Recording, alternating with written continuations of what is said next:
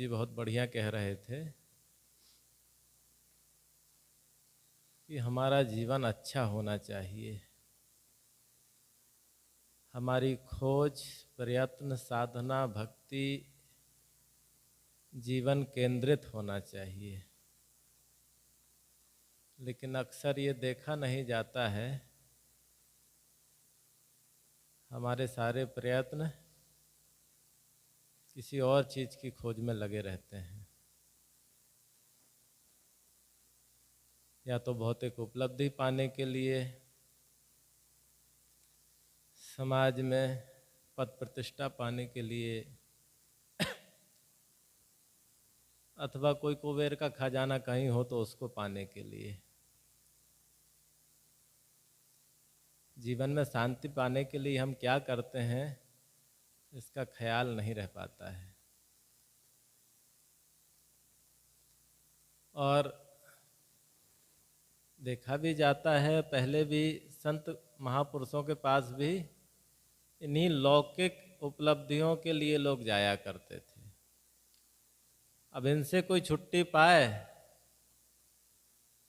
तो कहीं भगवान को खोजने, कहीं ब्रह्म को खोजने, इसकी तलाश में लोग जाते थे। महात्मा बुद्ध के पास अक्सर लोग ईश्वर, ब्रह्म, संसार की उत्पत्ति, इन प्रश्नों को लेकर आते थे। और उन्होंने तो नियम ही बना रखा था, इस विषय पे मैं कभी चर्चा ही नहीं करूँगा। जो जिज्ञासु उनके पास आए तो पहले पूछ लिया जाता था, ये सब प्रश्न हो तो वहीं से लौट जाएं। मैं तो इतना जानता हूँ कि जीवन में दुख है, दुख के कारण है और उसके निवारण है। इसके बावजूद कुछ लोग चले जाते थे तो एक महात्मा बुद्ध एक कहानी कहा करते थे। एक व्यक्ति था, उसने पता नहीं कैसे बहुत मेहनत की और शेरों की भाषा सीख गया। वो शेर क्या बोलते हैं वो सब सीख गया। अब सीख लेना काफी नहीं है, सीख के क्या करे। अब आदमी से वो भाषा बोलेगा तो आदमी तो समझेगा नहीं, उस भाषा को तो शेर ही समझ सकता है। तो सोचा कि ये मनुष्यों के बीच रहने से क्या फायदा, चलो शेर के साथ रहें, जिसकी भाषा सीखी है उनके जीवन को जांचें परखें, हालचाल पूछें उनका। चले गए जंगल में, तो भाषा तो जानते ही थे, तो भाषा शेर समझने लगे। तो शेर को भी लगा चलो अपने ही वाला है, इस पे हमला करने, हिंसा करने की जरूरत नहीं है, आया है कुछ दिन हंसी खुशी जीवन बिताएंगे इसके साथ। तो शेरों के साथ घूमने लगा, उनसे चर्चा करता बात करता। लेकिन एक प्रश्न था जो एक बुद्धिजीवी के मन में होता है, बस वही, ईश्वर के बारे में तुम क्या जानते हो, कौन सी उपासना करते हो, कौन सा धर्म मानते हो, तुम्हारा गुरु कौन सा है। अब शेर को तो इन सब चीजों की जरूरत ही महसूस नहीं होती। कई शेरों से संपर्क किया, संवाद किया, लेकिन कोई जवाब न दे पा रहा था। तो एक बूढ़ा शेर था, उसने कहा सुनो सुनो इधर आओ, तुम जो लोगों से पूछ रहे हो, हमारी जात वालों से, हमको इसकी जरूरत अभी तक नहीं पड़ी है। हाँ, लेकिन यदि जवाब तुम्हें चाहिए तो तुम हमारे राजा के पास चले जाओ, हम सब में वो बहुत होशियार हैं, जानकार हैं, वो आपको इन सवालों का जवाब दे सकते हैं। वह व्यक्ति शेरों के राजा के पास गया और अपनी व्यथा कहा कि मैंने बड़े कठिन परिश्रम से शेरों की भाषा सीखी, अपनी जान की परवाह न करते हुए शेरों के बीच आया, लेकिन बड़ी जिज्ञासा है, मैं जानना चाहता हूं कि आप लोगों का धर्म क्या है, आप किस भगवान को, परमात्मा को मानते हैं। तो शेरों के राजा ने कहा, हमें जो मिला है हम उसमें संतुष्ट हैं। और ये केवल कहने की बात ही नहीं है, इंसान इसका प्रमाण है। शेरों को पिंजड़े में बांध करके ले जाता है, चिड़ियाघर में रखता है, और हम लोगों के सुख को देखने के लिए आते हैं, उससे भी पैसा कमाता है। लोग हजारों रुपया खर्च करके जंगलों में घूमते हैं हमें देखने के लिए, क्योंकि हमें प्रकृति से जो मिला है वो पर्याप्त है। उसको लेकर के हमें ना कोई शिकायत है, ना कोई कामना है, हम खुश हैं। अब इसके अलावा कहीं जीवन में दुख हो, परेशानी हो, उसको दूर करने का साधन कहीं अलग हो तो उसकी खोज की जाए। तो वो व्यक्ति को समझ में आया, वास्तव में जीने के लिए जो चाहिए वो सब है, लेकिन बुद्धि कहाँ लगा रहे हैं? बुद्धि हम उसमें लगाते हैं जो बिला वजह का है। चलो भगवान मिल जाए तो कौन से सिंह निकल आएंगे आपके? ब्रह्म को जान लिया तो क्या हो जाएगा? क्या दुख मिट जाएगा? जीवन काफी है जानने के लिए, उसे हम जाने समझें। बहुत ही सुंदर कहा गया है, भूमंडल का नक्शा जाना, जापान फ्रांस वो मुल्ताना, पर अपने आप को ना जाना तो क्या जाना। पिछले रविवार को मैं कह रहा था कि मनुष्य ने काफी प्रयत्न किया है, पाषाण युग से अभी तक बड़ी लंबी यात्रा है विकास की, शून्य से शिखर की जिसे कहा जाता है, जमीन से आसमान तक हम पहुंचे हैं। लेकिन समस्या वहीं के वहीं है, तब भी दुखी थे, आज भी दुखी हैं, तब भी वही दिक्कतें, वही शिकायतें, आज भी वही। हाँ, जीना कुछ सरल हुआ है, उस सरलता में भी काफी जटिलता है। संसाधनों के बढ़ने से जीवन सुविधापूर्ण तो होता है, लेकिन समाधान हो जाए ये जरूरी नहीं है। हमें साधनों की तलाश नहीं है, तलाश होनी चाहिए समाधान की। गर्मी लग रही है, पंखा चालू कर लो, साधन है, समाधान नहीं है। समाधान है कि मन को गर्मी का एहसास ही ना हो, मन इस प्रशिक्षण में ढल जाए कि जैसी परिस्थिति आती है, सर्दी आती है, गर्मी आती है, उसको स्वीकार करे, सहने का मन बनाए,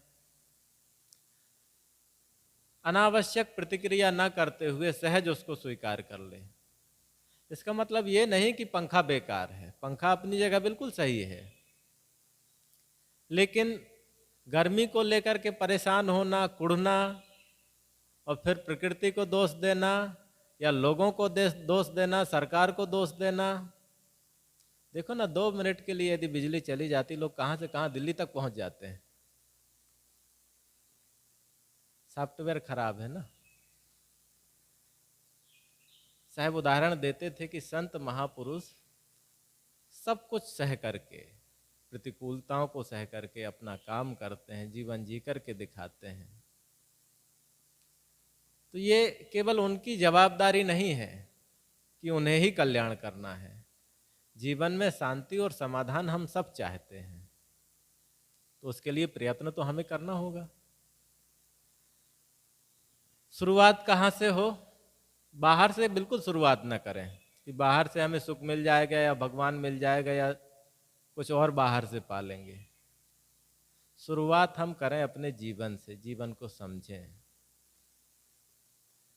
आद्य शंकराचार्य जी ने इस जीवन में, इस शरीर में पंच कोशों की व्याख्या की है।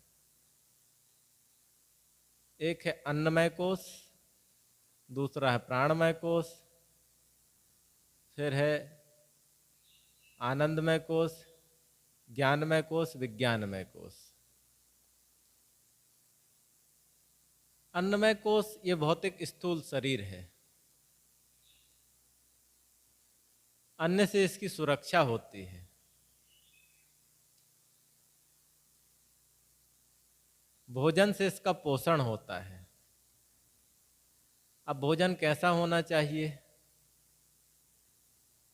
यदि हमारा भोजन संतुलन और सुपाच्य नहीं है तो इस कोष की हम रक्षा नहीं कर सकते हैं। इसमें विकृति आएगी, व्याधि आएगी, रोग आएगा।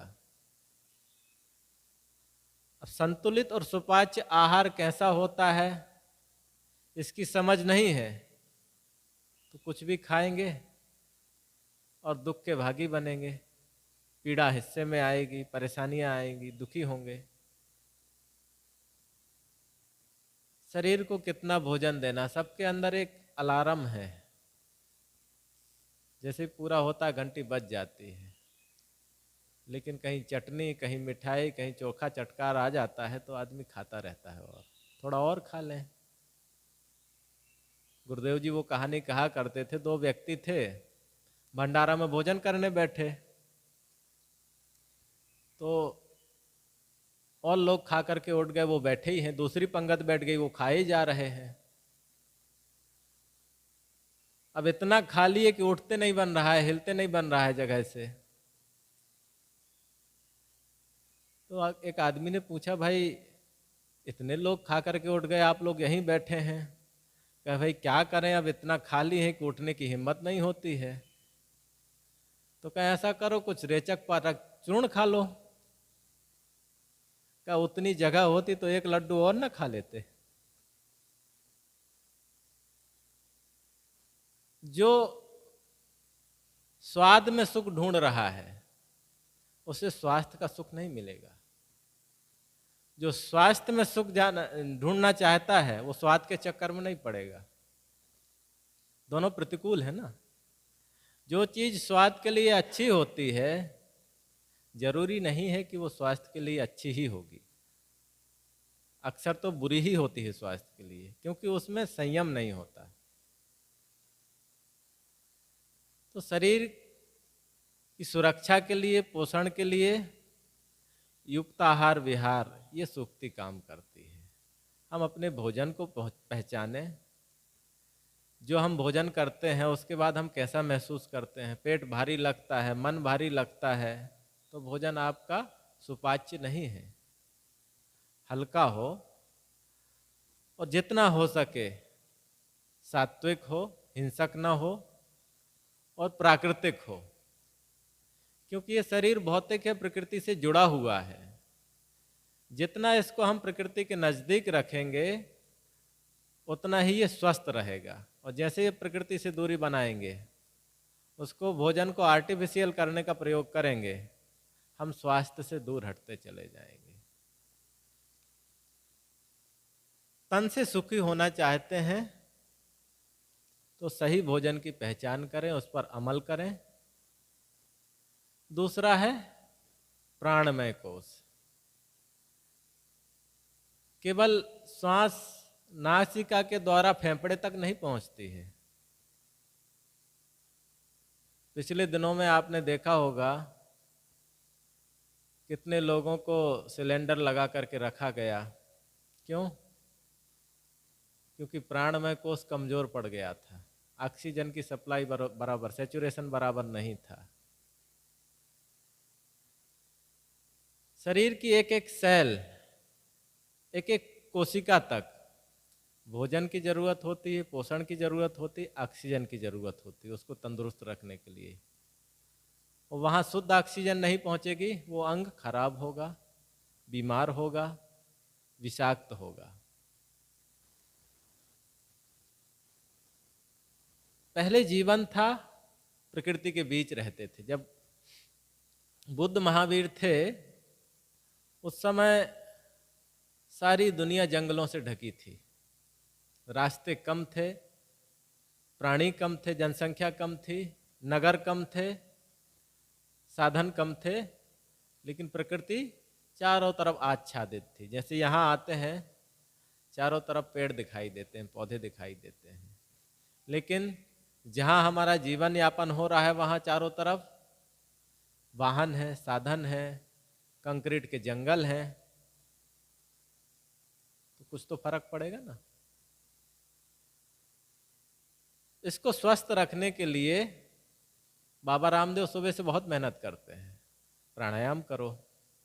हमने क्या है, जिंदगी को तो फास्ट कर दिया है, लेकिन उसके साथ साथ जो जरूरी चीजें हैं उनको नहीं लिया है साथ में। खाने के लिए टाइम नहीं है, प्राणायाम करने के लिए टाइम नहीं है, तो किसके लिए टाइम है? केवल कमाने के लिए? गुजर तो किसी तरह होती रहेगी और होती ही है, और बहुत हम मेहनत करके भी गुजर ही तो कर रहे हैं। क्या करते हैं? पैसा कमाने के लिए शरीर खराब करते हैं, और फिर शरीर ठीक करने के लिए पैसा खराब करते हैं। यही होता है ना। तो कुछ समय शारीरिक स्वास्थ्य के लिए हम ध्यान दें, आसन, प्राणायाम, व्यायाम ये करते रहें। इससे क्या होगा, जो प्राणमय कोष है ना वो तंदुरुस्त रहेगा, शरीर के एक एक सेल तक ऑक्सीजन का प्रवाह होगा, शरीर स्वस्थ रहेगा। और जो ज्ञानमय कोष है, आनंदमय कोष, हम आनंद किस में ढूंढते हैं, सुख किस में ढूंढते हैं? कुछ व्यक्तियों में और वस्तुओं में। मन में ये लालसा होती है कि अनुकूल लोग, सेवा करने वाले, सहयोग करने वाले, बात मानने वाले, आदर सम्मान देने वाले हमारे चारों तरफ रहें। कोई एक आदमी हमको गलत कहे, निंदा करे, कटु बोले, वो हमें नापसंद होता है।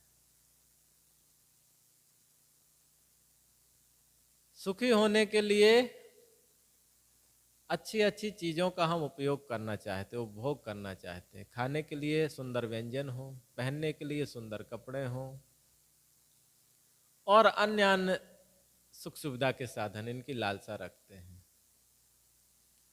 जैसा कि मैंने पहले कहा, ये साधन हो सकते, समाधान नहीं।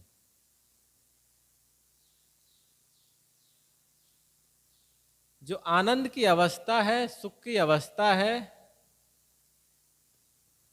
वो एक आंतरिक विषय है, वो एक मन की ऐसी स्थिति है जिसमें हमारे भाव कुछ इस तरह के होते हैं कि बाहरी प्रतिकूल परिस्थितियां भी हमें प्रभावित नहीं करती हैं। आप सोचें, जब मन आनंदित हो, प्रसन्न हो, उस समय कैसा महसूस करते हैं? किसी से गलती हो जाए तो उसे डांटेंगे नहीं, सहजता में लेंगे उसको। कोई नुकसान हो जाएगा, दुखी नहीं होंगे, सहजता से उसे स्वीकार करेंगे। और जिस समय मन उलझन में है, उद्वेग में है, उस समय अनुकूल परिस्थिति भी प्रतिकूल लगती है। एक भाव का जगत है अंदर में। जैसे ईर्षा, द्वेष, क्रोध, ये भाव आते हैं तो हमारी प्रतिक्रियाएं, हमारे हाव भाव, हमारे काम करने का ढंग बिल्कुल बदल जाता है।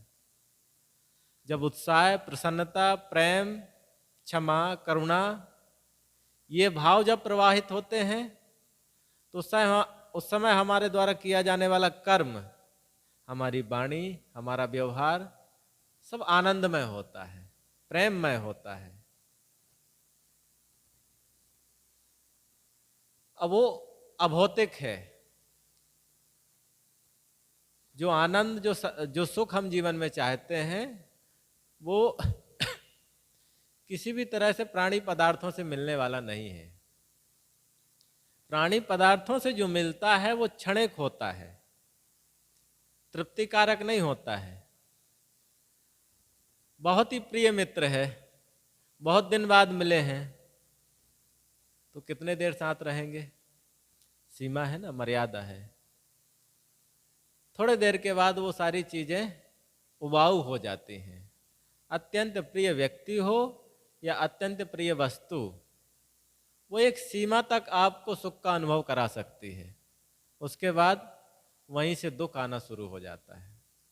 बहुत प्रिय व्यंजन है, खाइए। अस्त्र शास्त्र का तो ये नियम ही है कि पहले निवाले में जो आनंद होता है वो दूसरे में नहीं होता, दूसरे में जो होता है वो तीसरे में नहीं होता है। ऐसा क्षणिक सुख है। ऐसे ही अनुकूल व्यक्ति, सबके पास मन अलग है, समझ अलग है। कुछ थोड़े से विचारों को लेकर के हम लोगों को अनुकूल और प्रतिकूल मानते हैं। विचार तो परिवर्तनशील है, हमारे भी बदलते हैं और लोगों के भी बदलते हैं। वहाँ हम स्थायी सुख की आशा कैसे कर सकते हैं? शाश्वत सुख वहाँ से हमें कैसे प्राप्त हो सकता है?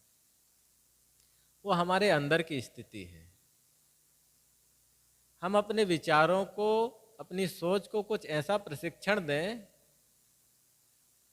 ताकि जो हम नहीं चाहते हैं उसको हम महसूस ही ना कर पाए।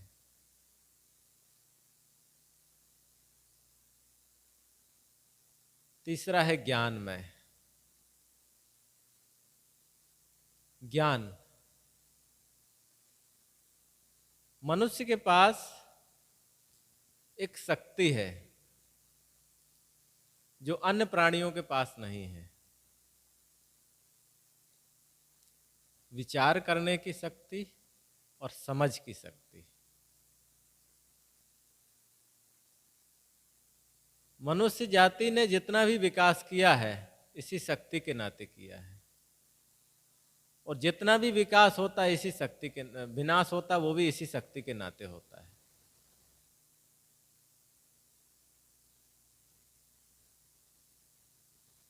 हम अपने जीवन को परखें, विचार करें। जीवन हमारे सामने हमेशा परिणाम ला करके रखता है।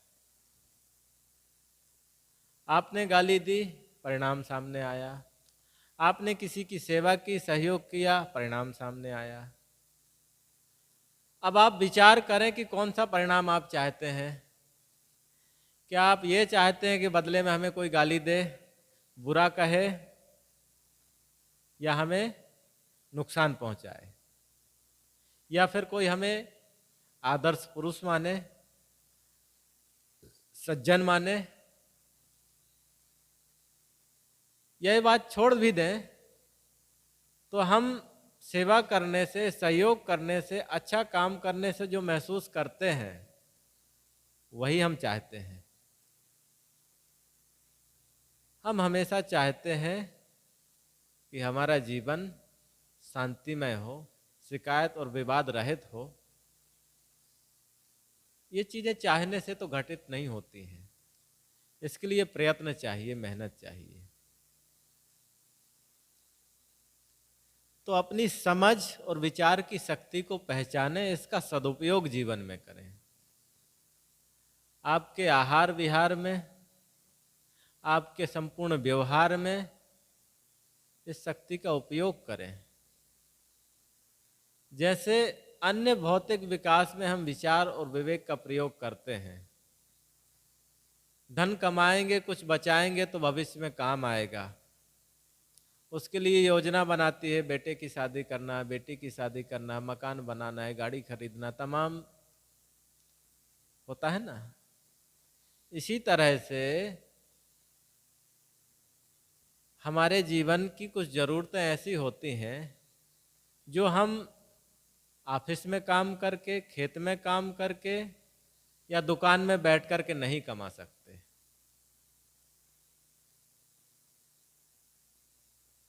बल्कि भोजन की जो जरूरत है उसकी एक सीमा है। 2 टाइम 3 टाइम थोड़ा सा भोजन मिल जाए, दिन भर का काम चल जाता है। लेकिन दिन में प्रेम न मिले, विश्वास कायम न रहे, तो एक क्षण भी काटना मुश्किल हो जाएगा, बड़ी दिक्कत हो जाएगी ना। सब कुछ होते हुए जीवन नीरस हो जाता है। इस समाज में ऐसे ऐसे लोग हैं जिनके पास किसी भी चीज का अभाव नहीं है। आर्थिक स्वतंत्रता जिन्होंने कायम कर ली है, जीवन भर नहीं भी कमाएंगे तो भी कोई कमी पड़ने वाली नहीं है। लेकिन उनके जीवन को खंगाल के देखो, अंदर से अतृप्त। अक्सर ऐसे लोगों का जीवन पढ़ने में सुनने में आता है कि सारे ऐशो आराम, सारी सुविधाएं, सारी निश्चिंतता है, लेकिन जीवन में प्रेम नहीं है, विश्वास नहीं है, शांति तो है ही नहीं। परेशानियां, आपादापी, तनाव। और ये भी फैक्ट है, नींद की गोलियां धनी लोग ही खाते हैं। क्यों? क्योंकि जो अर्जित करना चाहिए वो सारी शक्ति और सारा समय हमने भौतिक चीजों में लगा दिया है, लेकिन उससे तो जीवन चल नहीं सकता है। हम हर क्षण शांति चाहते हैं, समाधान चाहते हैं, प्रेम चाहते हैं, सहयोग चाहते हैं, विश्वास चाहते हैं। इसके लिए परिश्रम नहीं करते हैं। ये कोई भौतिक उपलब्धि नहीं है कि बाहर से हमें मिल जाएगी। इसके लिए हमें समय देना पड़ेगा, जीवन देना पड़ेगा, अपने जीवन को उस पद्धति से ढालना पड़ेगा, तब तो वो विकास हो पाएगा उस चीज का। केवल साधनों का विकास करते चले गए, जीवन में उलझने पैदा करते चले गए। समाधान की खोज में हम नहीं हैं, इसलिए जीवन दुखी है। बुद्ध कहा करते थे, जीवन में दुख है, उसके कारण है और निवारण है। दुख है ये कैसे पता चला? मनुष्य के पास समझ है, विचार की शक्ति है। जीवन में जो परिणाम आ रहे हैं उससे हमें पता चल रहा है कि दुख है, समस्या है। उसके कारण क्या है? अब वो भी तो समझ, कहीं सीखने जाना पड़ेगा। यदि हुबक के खाना खा लिया गया है, अब उसके बाद एसिडिटी हो रही है, डायरिया हो रहा है, तो किसी से पूछोगे भाई ऐसा क्यों होता है? पूछने की जरूरत है? वो बता रहा है कारण क्या है, निवारण क्या है। कारण को हटा दो, निवारण सहज उपलब्ध है। मन अशांत क्यों है? किसी के प्रति शिकायत है, किसी से कामना है। साहब तो बहुत चुटकी में समाधान देते हैं। आशा छोड़ के होए निराशा, कहें कबीर तब देख तमाशा। थोड़े में कह देते हैं ना, क्यों आशा करते हो? यहां साहब निराश मतलब सिर पकड़ के बैठने की बात नहीं कहते हैं। अपेक्षा छोड़ दो, अपने में संतुष्ट हो जाओ, फिर देखो कौन आपको दुखी करता है। कहा जाता है सिकंदर जब दुनिया को जीतने चला था तो रास्ते में उनके गुरु कहे जाते हैं, एक संत थे, एक छोटी सी गुफा में रहते थे। रास्ते में चलो अब विश्व विजय पर निकला हूं तो गुरु के दर्शन करता चलूं, उनसे मिलता चलूं करके चला गया। उन्होंने पूछा कहाँ जा रहे हो? तो कहा मैं विश्व विजय पर निकला हूं। अच्छा, विश्व विजय करके क्या करोगे? कहा पूरी दुनिया पे राज करूंगा। फिर क्या करोगे? फिर शांति से जीऊंगा। वो हंसने लगे। कहा आप क्यों हंसते हैं? शांति से जीने के लिए इतना सब करने की क्या जरूरत है? पूरी दुनिया से लड़ोगे, पता नहीं विश्व विजयी हो पाओगे कि नहीं, कि बीच में ही मारे जाओगे। कितने लोगों को काटोगे, मारोगे, हिंसा करोगे, नुकसान करोगे, तब तुम शांति से जियोगे। मैं तो अभी भी शांति से, मेरे पास आ जाओ। जब शांति से ही जीना है तो आ जाओ मेरे पास, मैं शांति से जी रहा हूं।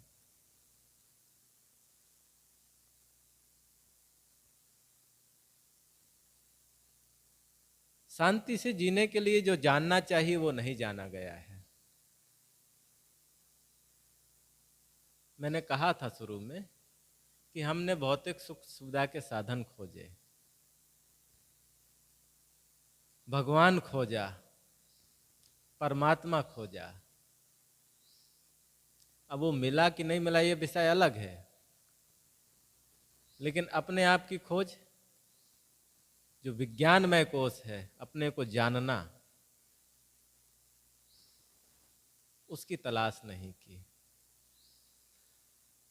ऐसा नहीं है कि इस विषय में अनुसंधान नहीं हुए हैं। भारतीय संस्कृति में जो उपनिषद हैं, शास्त्र हैं और वेद भी हैं, जहां तक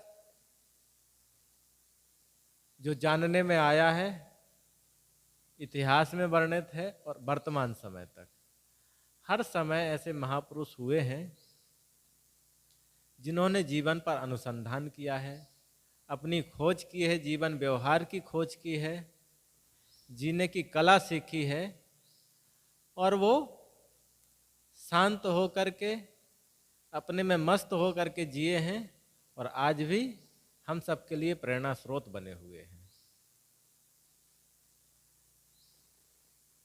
बात शुरू में मैंने कही थी, हम सबको जीवन को गढ़ना चाहिए, अच्छा बनाना चाहिए। जीवन अच्छा बनाने के लिए जीवन को समझना। जीवन में शरीर है, मन है, वाणी है, कर्म है और हमारा अस्तित्व है। शरीर स्वस्थ नहीं रहेगा, आप साधना नहीं कर सकेंगे, पुरुषार्थ नहीं कर सकेंगे। उसको रखना, स्वस्थ रखना जरूरी है। उसके लिए संतुलित सुपाच्य भोजन की पहचान और उस पर अमल, यही साधना है। और भी जीवन की आपाधापी में जो हम शरीर को समय नहीं दे पा रहे हैं, तो कुछ समय निकालें, कुछ व्यायाम करें, प्राणायाम करें, एक्सरसाइज करें।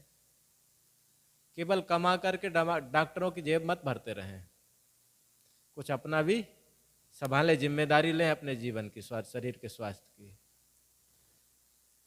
विचार विवेक से जीवन व्यवहार को समझें। हम चाहते क्या हैं, वो भजन आप लोगों ने सुना होगा, किस ओर तेरी मंजिल किस ओर जा रहा है। हम जीवन में समाधान चाहते हैं, शांति चाहते हैं, तो विवाद में क्यों पड़ते हैं, शिकायत कामना क्यों रखते हैं। विचार करें और समझपूर्वक जीवन जीना शुरू करें। अंतिम दौड़ है, अपने आप तक पहुंचना है, बाहर नहीं खोजना है, खुद को जानना है। उसके लिए संतजन उदाहरण देते हैं, जैसे गाढ़ी नींद की अवस्था में हम अपने आप में होते हैं, वहां कोई न विचार है न कोई परिस्थिति है, बस हम स्वस्थिति में रहते हैं। क्योंकि सारी परिस्थितियां, सारे हानि लाभ सुख दुख, ये जागृत में और मन की अवधारणा में होते हैं। जब हम अपने आप में होते हैं उस समय ये सारी चीजें बिल्कुल नहीं होती हैं। हमारे स्वरूप में किसी तरह का कोई तनाव नहीं है, कोई अनुकूल प्रतिकूल हानि लाभ कुछ नहीं है, जिसे असंगता कहा जाता है। इन सब से हम असंग हो जाएं। हमारी अंतिम पहचान क्या है, बस हमारा होना। ये जो नाम है ये पहचान नहीं है। नाम तो बाद में रखा ना, जब जन्म हुआ था तब कोई नाम था, तब कोई धर्म था, कोई पंथ था, कोई गुरु था, कोई पार्टी, कोई जाति, कुछ नहीं। हमारा होना ही बस होना था। यही है, कोरे आए थे, कोरे होकर के चले जाना। सारे विशेषणों से अपने आप को शून्य कर दें। नाम रूप पद प्रतिष्ठा जाति, वर्ग, धर्म, संप्रदाय, इस सब से शून्य कर दें, बिल्कुल अकेले हो जाएं, असंग हो जाएं। अब इसके लिए मेहनत है, साधना है, उपासना है।